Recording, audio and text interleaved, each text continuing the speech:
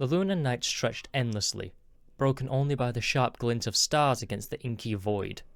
In the observation dome of Tycho 12, a lone technician leaned back in his chair, the soft hum of equipment the only sound. Marcus Trent, head of systems at the small lunar research outpost, stared lazily at his monitor. His shift had been uneventful for weeks, and tonight promised no surprises. Then the alarm came. "Unidentified object entering Earth's orbit," the computer voice chimed, startling Marcus out of his half-haze. He straightened, frowning at the readouts. Unidentified? That's not supposed to happen. The data streamed in rapidly, Marcus squinting at the trajectory. It was no errant asteroid or rogue satellite. The object was moving far too deliberately. His pulse quickened as he activated the long-range sensors, the observatory's telescope pivoting to lock onto the intruder. A blur resolved into a crystalline, angular form. Marcus's jaw tightened. It wasn't human. Ryan Holt's morning started with the smell of burnt coffee and a text message from his sister reminding him to stop sulking and go live a little. He deleted it without replying. His apartment was a minimalist's dream, or a pessimist's retreat. A battered couch, a small kitchen table, and an unmade bed filled the single room. On the wall, his military commentations gathered dust, the frames slightly askew. He sipped his bitter coffee, his mind replaying old battlefields and old regrets. Retirement hadn't suited him. The work he found as a cybersecurity analysis was sterile, safe, devoid of purpose. His tablet buzzed, interrupting his thoughts. He glanced at the screen. "Urgent systems alert from Lunar Observatory." Ryan frowned, tapping the notification. The encrypted feed was one he'd set up during his brief stint consulting for the Defense Alliance. It was supposed to catch unusual activity within Earth's orbital systems, a relic of paranoia from his soldiering days. But as the feed loaded, his coffee went cold in his hand. "Jesus," he muttered, leaning forward. The satellite images showed a sleek, alien ship hovering in low Earth orbit. A chill ran down his spine. Then the screen flickered. A new overlay appeared, displaying rapid streams of unintelligible code. Ryan's frown deepened.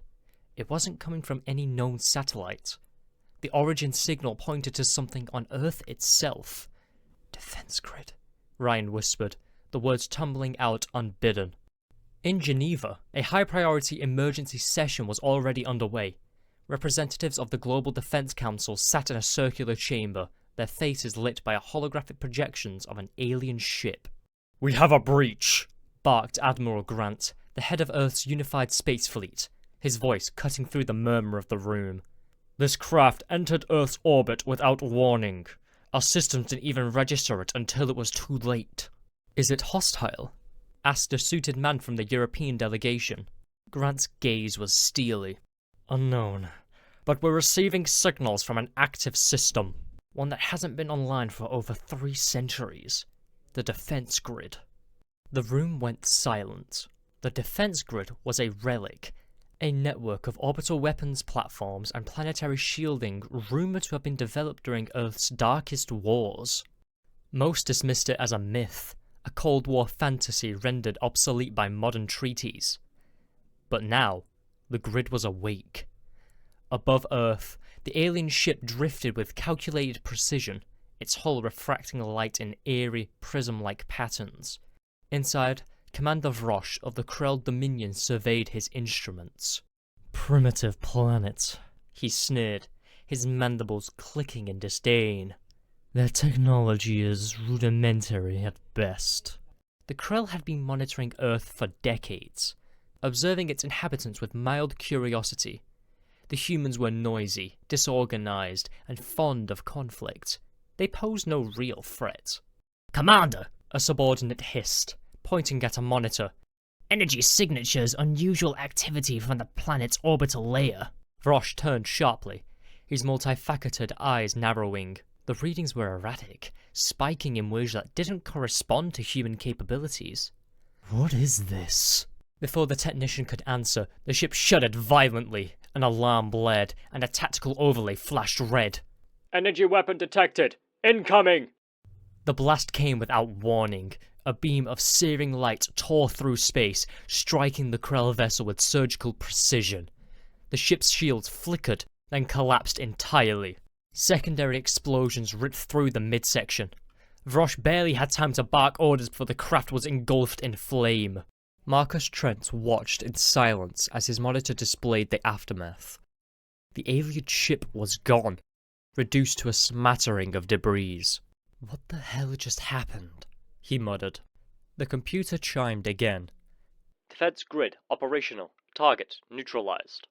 Marcus's heart pounded.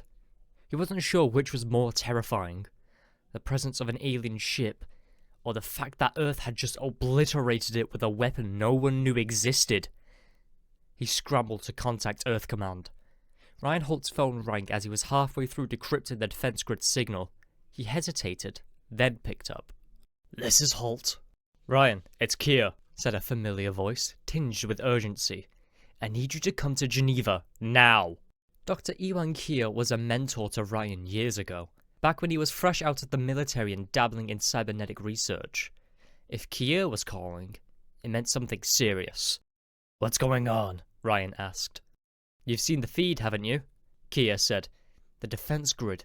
It's online." Ryan didn't answer. "I'll send a transport," Kier continued. "You need to see this for yourself." The journey to Geneva was swift, the airliner streaking through the atmosphere with an efficiency that still impressed Ryan. He arrived to find Kier waiting, his white hair disheveled and his eyes alight with something between excitement and dread. "You're not going to believe this," Kier said, leading Ryan to a secure chamber deep beneath the city. There, a holographic map of Earth's orbit filled the room. Dozens of bright nodes pulsed across the grid, each representing a platform that had activated in the past 12 hours. "This is it," Kier said, gesturing to the display. "The defense grid in its entirety. We thought it was a myth, but it's real. And it's awake." Ryan studied the map, his military instincts kicking in. The grid wasn't just a line of defense. It was a fortress. Layers of overlapping fields ensured no craft could approach without being detected and, apparently, destroyed. "Why now?" Ryan asked. Kier shook his head. "That's the question. We don't know what triggered it, but we've intercepted fragments of its programming. It's sophisticated, far beyond anything we thought humans were capable of at the time it was built." Ryan frowned. "Are you saying we didn't build it?" Kier hesitated. "I'm saying we don't know." In orbit, alien ships began to retreat, their commanders unwilling to face the wrath of the grid. The surviving factions broadcast frantic warnings to their fleets, describing Earth as a death trap. One message, intercepted by human intelligence, stood out. "Do not provoke the humans. The world is armed. Their wrath is unmatched." The bridge of the Qatar, a towering command ship of the Krell Dominion, was a maelstrom of activity. Holographic displays blinked their warnings, and the frantic clicks of alien digits on glass control panels filled the air. The room, lit by a cold blue glow, reeked of pheromonal fear, a scent the Krell rarely emitted but couldn't suppress. High Commander Vrothak loomed over the central console, his elongated mandibles quivering with restrained rage. His dark, chitinous body reflected the light in sharp angles, and his multifaceted eyes locked onto the carnage projected before him. Earth's orbit was littered with the wreckage of Krell scout ships, their shards spinning silently in the void. "3 ships," Vrothak hissed, his voice clicking like shattered glass. "Gone without a trace. One moment intact, the next obliterated. Explain!" The ship's technician, Grelish, a smaller Krell with an unsteady posture, stammered. "Commander, the weapon, it struck faster than our sensors could register. We had no defense against such precision. The energy signature, it doesn't match anything known in galactic records." Vrothak lashed out, his clawed hand slamming into the console. The impact sent a tremor through the bridge. "You're telling me this primitive world, this mudball, possesses technology that outstrips the Dominion?" His voice rose with each syllable, the pheromonal fog thickening. Grelish recoiled, but forced himself to respond. "It's not primitive, Commander. Their systems are ancient, yes, but they are refined beyond anything we anticipated. I believe they have hidden their capabilities for centuries. Another Krell, an officer from the communications station, interjected. Hi, Commander. We are receiving transmission from other factions. The Esseron Collective and the Vashik Syndicate are reporting losses as well. Vrothak turned sharply. Losses? Yes, Commander. Their scout ships encountered similar destruction when approaching Earth's orbit. They have labeled the planet a high-risk zone and are ordering immediate withdrawals. The High Commander's mandibles twitched. Fools.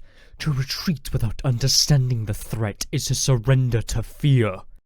The Qatar was not the only ship where fear took root. Across the solar system, alien fleets scrambled to reassess their strategies. Aboard the Velquith Radiant, flagship of the Esseron Collective, Admiral Skrellian paced with fluid serpentine grace. The Esseron, tall and sinewy with translucent jellyfish-like appendages, were a species known for their calm demeanor and meticulous planning. But now, even Skrellian bioluminescent tendrils pulsed erratically with stress. 4 vessels lost, Skrellian murmured, their voice a melodic hum. Destroyed before we could establish visual contact. This defense grid, it is a threat we cannot quantify. Their second-in-command, a smaller Esseron with muted blue hues, spoke cautiously. Admiral, should we consider abandoning our reconnaissance efforts? The Collective has no quarrel with Earth, and our ships are not equipped for such brutality. Skrellian paused, their tendrils curling inward. No, we cannot leave this unexplained.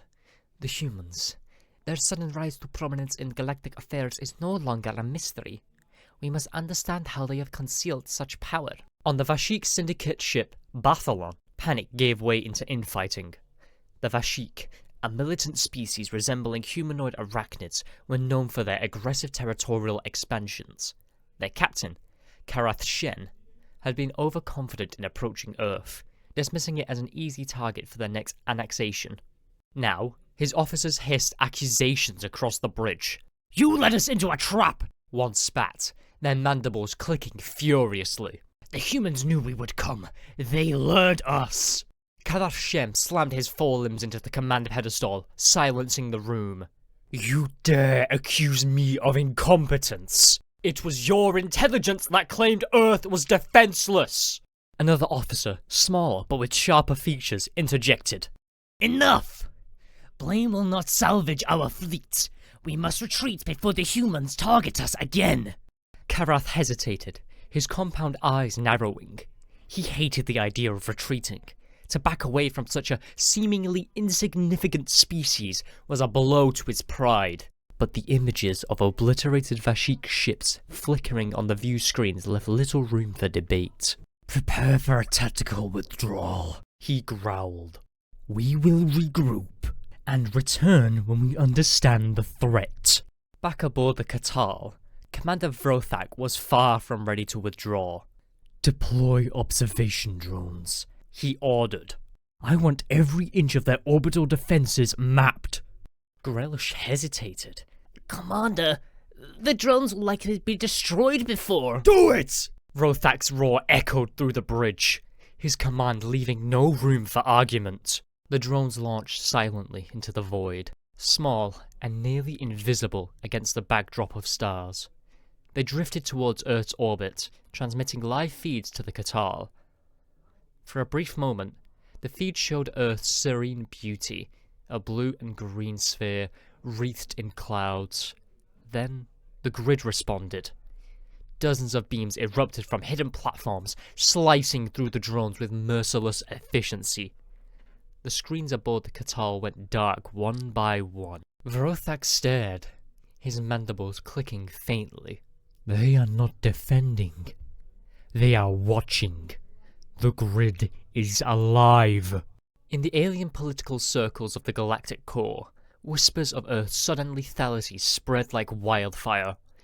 The humans had always been an enigma, plucky, resourceful, but seemingly insignificant. Now, the perception was shifting. In a High Council chamber of the Velquith Coalition, a debate raged among its leaders. They have kept this secret for centuries, one delegate hissed, their holographic form shimmering with agitation. How could we have been so blind? The humans are far more dangerous than we ever imagined. Another, more composed, replied, It is not danger, it is strategy. The humans demonstrated their brilliance. By hiding this weapon, they ensured no one would strike first. They have tipped the balance of power, the first delegate countered.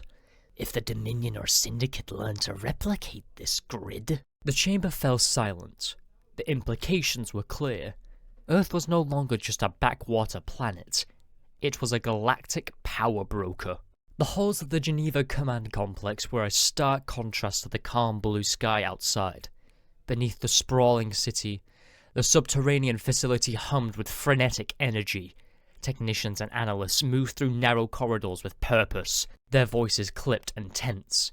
Every screen in the command room displayed feeds from Earth's orbit, while the defense grid, now a glowing web of energy, held dominion over the heavens. Ryan Holt followed Dr. Erwin Kier down a dimly lit corridor. The older man's pace was relentless, his white lab coat flaring behind him as he moved. Kier's wiry frame radiated energy, but his face betrayed the exhaustion for someone working on borrowed time. You've seen it now, Kier said over his shoulder. The aliens are terrified. Our own governments don't know whether to celebrate or panic. And here we are, trying to understand a weapon that shouldn't exist. Ryan grunted. You dragged me out here to gawk at an old defense system? Old? Kier chuckled dryly. This isn't just old, Ryan. It's impossible. Wait until you see the data. The briefing room was small but packed with analysts, engineers, and military officials. Holographic projections hovered above the central table, each one showing intricate models of the grid's components. Sleek orbital platforms bristling with weaponry, invisible energy fields extending across low orbit, and a core control hub buried deep beneath Antarctica's ice. Kier gestured to the holograms. This is what we know so far. The defense grid predates Earth's current technology capabilities by at least 400 years. Its construction doesn't align with any known historical record, and yet... He tapped the table, bringing up a simulation of the grid's activation. It's undeniably human in origin. Ryan leaned forward, narrowing his eyes. You're saying we built this? How? That's the question. Kier nodded to one of the engineers, a stocky man in glasses. The engineer spoke, his tone clipped. The grid's design incorporates principles of quantum mechanics and energy manipulation we're only just beginning to understand. Whoever built this isn't just leap ahead. They bypass entire stages of technological evolution. And then they buried it, Kier added. Deliberately. Every trace of its existence was erased from history. That's why it's not in the archives. Not in any global treaties. It was meant to be forgotten. Ryan frowned. So how did it wake up? Unknown, Kier admitted. But the timing is... curious. It activated the moment those alien ships crossed a certain threshold in orbit.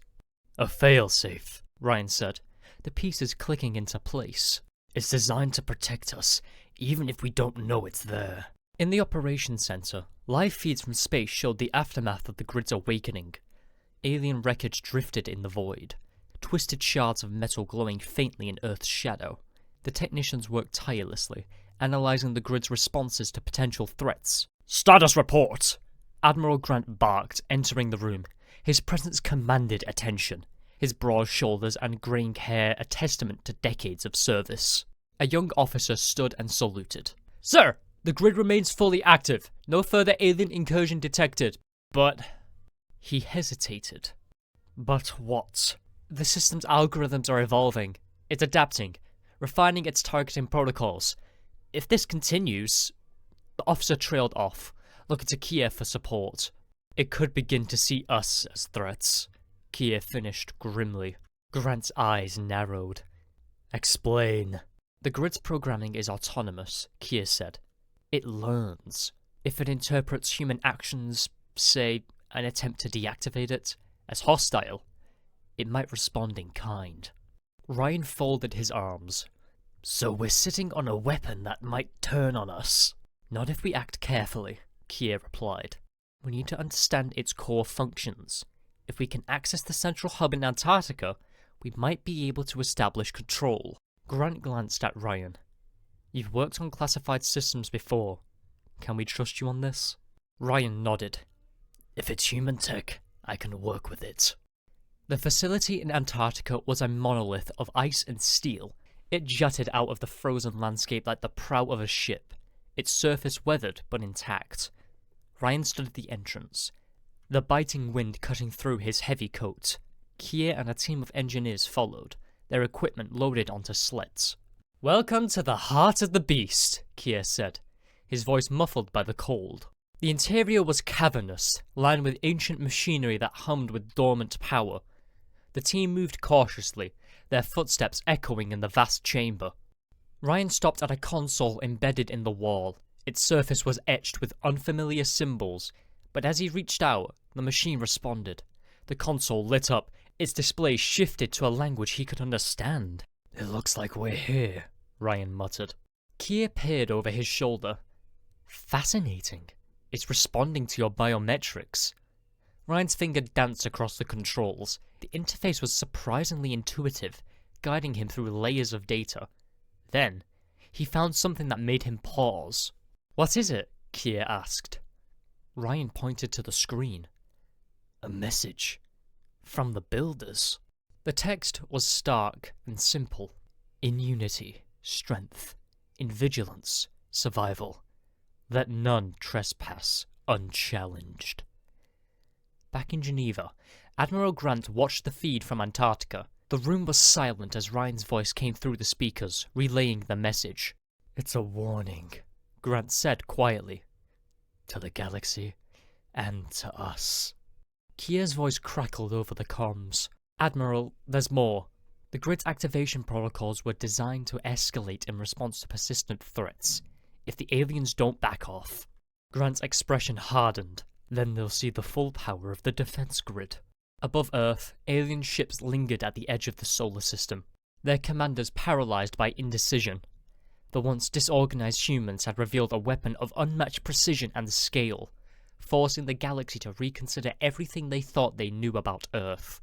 And in the heart of the defense grid, the ancient system pulsed with purpose, waiting for its next command. The aftermath of the defense grid's activation left Earth and its neighboring systems in uneasy silence. The skies were clear. The alien ships that once loomed on the periphery of Earth's orbit now long gone. But the debris of the Krell and Vashik vessels, twisted metal and shattered hulls, still hung in space, silent witnesses to the power humanity had unleashed. In the Geneva Command Complex, Admiral Grant stood in the center of the operations room, staring at the holographic display of Earth's orbit. The defense grid was back to its dormant state, the energy nodes dim and silent, but its presence still felt like an unspoken threat hanging over the room. Status report, Grant demanded, his voice steady despite the tension that lingered in the air. Sir, a young officer replied. The defense grid has returned to standby mode. No further anomalies detected. The aliens appear to have withdrawn completely. And the system itself? Kier's voice came through the comms from Antarctica. Stable, for now. Whatever triggered the grid has subsided, but we still don't fully understand its mechanisms. It's beyond us. Grant frowned. We don't have the luxury of ignorance, Doctor. If it can activate once, it can activate again, and we can't guarantee it'll be on our side next time. At the Antarctic facility, Ryan Holt leaned against a console, staring at the flickering holograms in front of him. Kier was hunched over a diagnostic station, his face a mask of frustration. The ancient systems, as intuitive as they seemed, still concealed much of their purpose behind layers of inscrutable data. Ryan tapped the console, pulling up the message they'd found earlier. In unity, strength. In vigilance, survival. Let none trespass unchallenged. You keep staring at that like it's going to give us answers, Kier said, not looking up. It's the only thing that makes sense, Ryan replied. This wasn't built just to defend Earth. It was built to send a message, a warning to anyone who thinks they can take us on. Kia finally turned to face him. And what about us? What happens if the grid decides we're the threat? Ryan didn't answer immediately. He looked back at the console, his thoughts racing. The grid wasn't just a weapon. It was a statement, a declaration of humanity's resilience and ingenuity. But it was also a reminder of humanity's potential for destruction, even against itself. Then we figure it out, Ryan said finally. because that's what we do. We survive. In the galactic core, the ripple effect of Earth's awakening spread like wildfire. Alien councils convened emergency sessions, debating the implications of the defense grid. On the Vashik homeworld, Captain Karath Shed stood before the Syndicate ruling council. They are not what we believe them to be, He said, his voice heavy with resignation. Earth is not a target. It is a fortress, a relic of a species that understands war better than any of us. In the Velquith Coalition, Admiral Skrellian's reports were even more dawning. The humans are not the architects of peace we assumed. They are survivors of something far greater than we imagined. Whatever conflict forged their defense grid must have been catastrophic. Its echoes still protect them. In countless corners of the galaxy, whispers of Earth's latent power became the new truth. The humans were no longer seen as a curiosity or a weak species. They were a reminder of the galaxy's fragility and the price of underestimation. On Earth, rebuilding had already begun. Damaged satellites were replaced, orbital pathways cleared of alien debris. But for many, the many of the grid's activation lingered like a shadow. Admiral Grant met with the world leaders in a secure chamber beneath Geneva. The room was sober, its occupants keenly aware of the weight of their discussion. We have a choice to make, Grant said, addressing the room. The defense grid is a weapon unlike anything we've ever known. It has kept us safe this time, but it's also a risk. We need to decide if we're going to rely on it or find a way to stand on our own. A scientist from the European delegation spoke. Disabling the grid isn't an option. We don't even understand how it works, let alone how to deactivate it. Another voice from the Asian delegation cut in. Then we need to control it. We can't let something this powerful remain autonomous. Grant turned to Kia, who had been silent until now. Doctor, what's your assessment? Kia sighed. The grid isn't just a tool, it's a legacy. Whatever civilization built it, whether it was us or someone before us, they designed it to outlast them, to act as a guardian, even if there was no one left to guard. If we tamper with it recklessly, we risk waking something we can't stop. That evening, Ryan stood on the observation deck of the Antarctic facility, watching the auroras dance across the sky. Kia joined him, a steaming cup of coffee in hand. Beautiful, isn't it? Kia said, leaning on the railing. Ryan nodded. Hard to believe we almost lost it all. Kia chuckled softly. You think the aliens will come back? Not anytime soon, Ryan replied. We gave them a reason to stay away. They stood in silence for a moment before Kia spoke again. Do you ever wonder what else is out there? What other legacies we might find? Ryan smirked. If the grid's any indication, I'd say the galaxy's got a lot of surprises left. But whatever comes, we'll be ready. Kia raised his cup in a mock toast. To humanity, always punching above its weight. Ryan chuckled and raised an imaginary glass. And making sure everyone knows it. The defense grid remained silent, its nodes scattered across the heavens like sentinels, but deep within its core, a faint pulse of energy persisted. A quiet reminder of the power it held and the mysteries it guarded. For humanity, it was both a shield and a challenge, a testament to their past and a beacon for their future. And for the galaxy, it was a warning that could not be ignored.